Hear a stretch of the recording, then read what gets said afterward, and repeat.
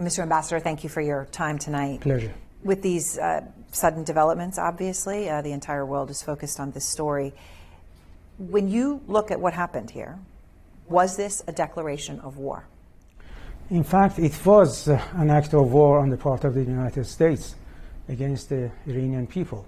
The U.S. started an economic war against the Iranian people back in May 2018 when President Trump decided to withdraw from the JCPOA, the nuclear deal, and started the maximum pressure policy against the Iranians, putting lots of economic pressure on Iran, and they have continued until today.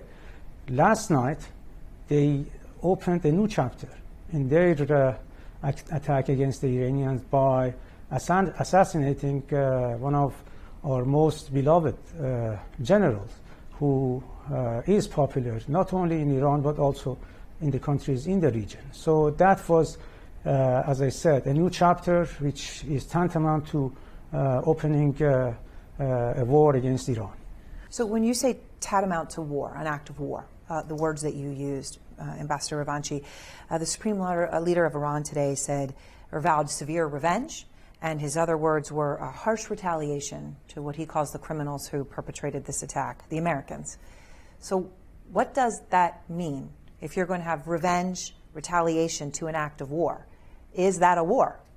As I said, the U.S. has already started a war against Iran, not only economic war, but something beyond that, by assassinating one of our top generals who is being mourned by the people in Iran and in the region. So we cannot just close our eyes to what happened last night.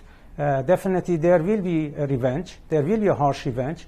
Iran will act based on its own choosing, and the time, the place, and will be decided by Iran. So I want to ask you about that, because when this happened last night, President Trump did not say that he was targeting someone else and General Sulaimani happened to be there. He said it was him, and we targeted him, and we killed him. There were no proxies. There was no excuse making. He owned it. Will Iran's response be the same way, that Iran targets the United States?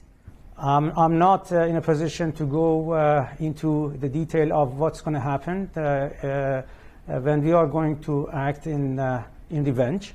But what I can tell you is that by targeting one of our top generals in contravention of U.S.